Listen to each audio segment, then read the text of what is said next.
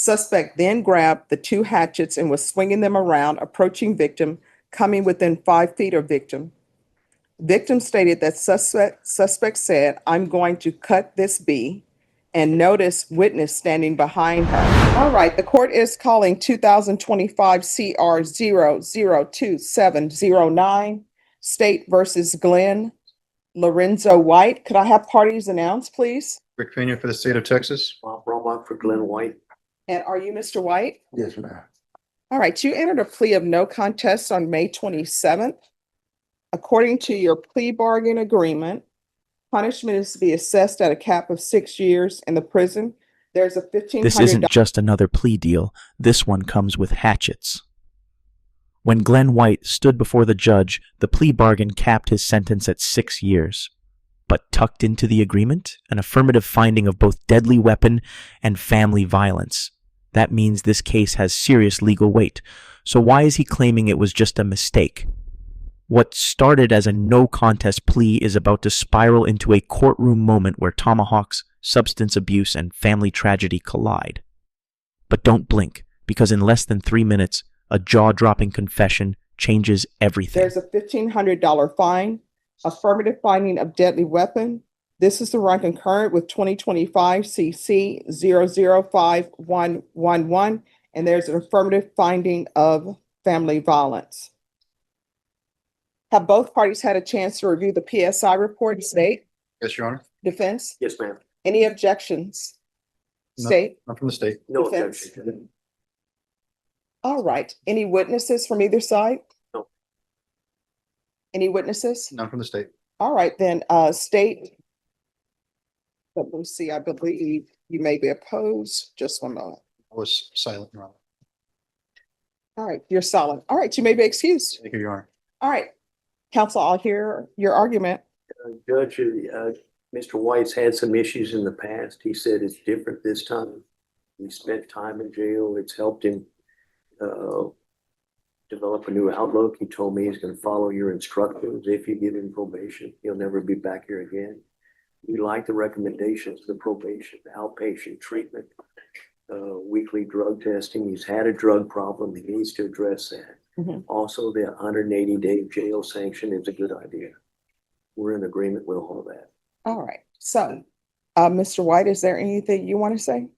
Yes, ma'am. You want to raise your right hand for me, please? Do you solemnly swear or affirm the testimony you give will be the truth and nothing but the truth, so help you God? I do. All right, you can lower your hand, state your name for the record, please. My name is Glenn Lorenzo White. All right, what did you want to say? I was saying I made a mistake in my life when I lost control. All right, so here's the thing. Are these mistakes or are these choices? No, it was really a mistake. Why do you say it's a mistake? Because I don't know, I just lost it at that moment. Well, no, And I got really angry and stuff. no, here's the thing. You picked up a hatchet, right? It was Tomahawk. Okay, you picked up 2 tomahawks. Did you think it was something else?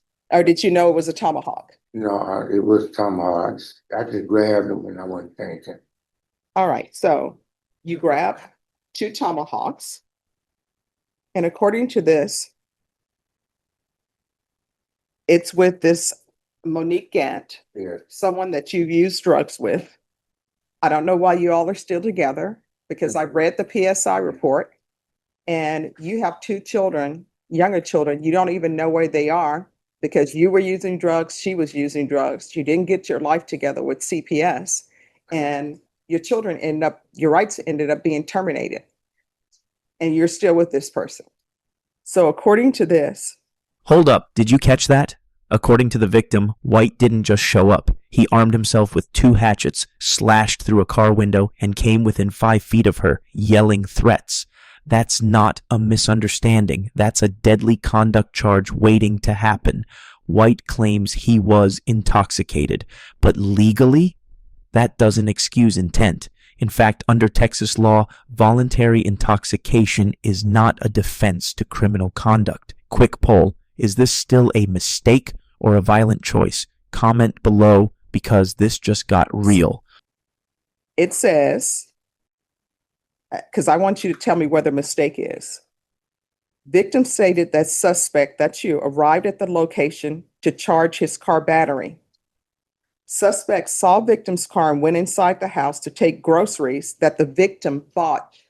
Suspect put 2 hatchets on victim's car. Suspect then grabbed a pole that was on the ground and tore through victim's taped up window and attempted to grab things from her vehicle.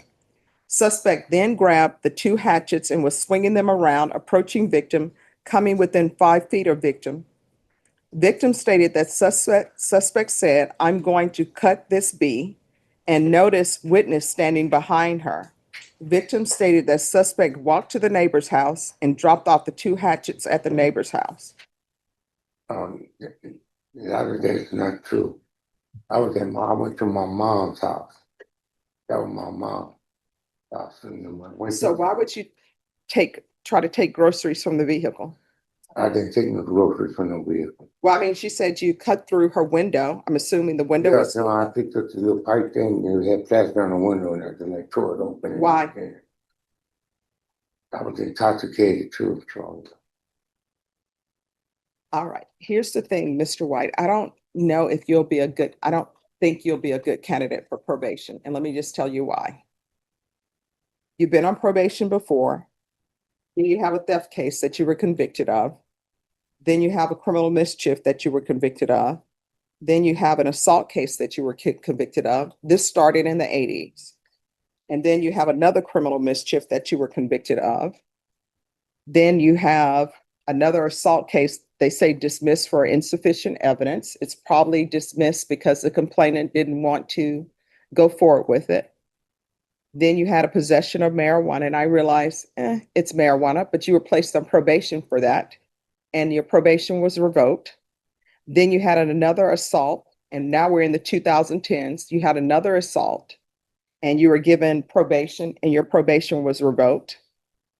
Then now you have a violation of bond or protective order, which I'm assuming is related somehow to this incident. Then you had an aggravated robbery case that was rejected. I'm not even considering that because it's rejected. I don't know why it was rejected. Then you had dealing cocaine. You were sentenced to state jail facility. Then you had another dealing cocaine and you were sentenced to prison. Then you had a burglary with intent to commit theft by force, and you received 15 years for that. And then you had another manufacturing delivering. You did time for that. Then you had an aggravated robbery. It was dismissed for missing witness, injury to the elderly, dismissed missing witness. And now you're This is here. the emotional turning point and a legal dead end. White, nearly 62, pleads for mercy, citing his sick mother as his last remaining family, but the judge isn't just looking at sympathy, she's looking at a stacked rap sheet going back to the 1980s, assaults, drug offenses, probation revocations, and here's the kicker.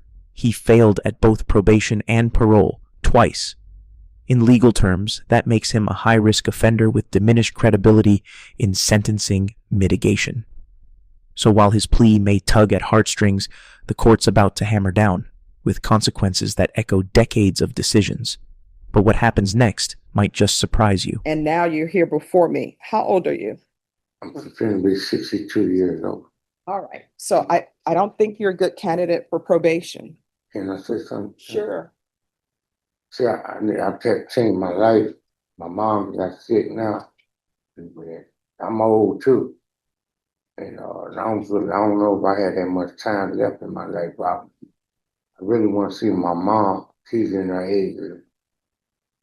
If I go away, she will pass away. That's all I have in my life is my mom. All right. So here's my question for you. And I'm not trying to be cruel, but you knew about your mom. Why would you do this, knowing about your mom? Well, my mom just got sick recently since I've been locked up. Mhm. This year started since I got locked up. She's been in the hospital in and out about 4 or 5 times. She had a minor heart attack. Yeah. I didn't think it was going to be like this. Well, I mean, these are things we need to consider, right? Yes, ma'am. All right, this is what the court is going to do. The court is finding you guilty. There's an affirmative finding of deadly weapon, affirmative finding of family violence. The court will sentence you to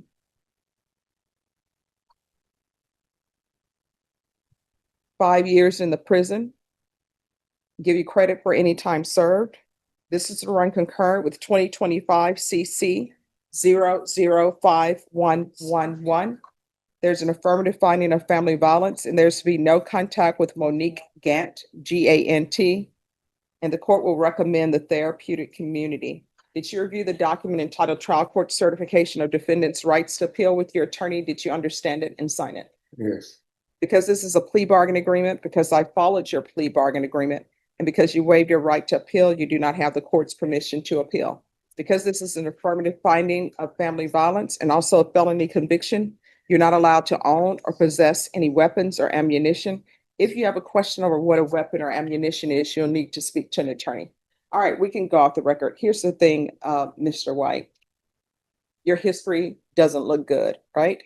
And sometimes I look at that, right? And I have to look at that because I have to consider everything. And so I'm looking at your history, and your offense is escalated. And then you have different issues where you are placed on probation, your probation gets revoked. You're given parole, you don't do well on parole.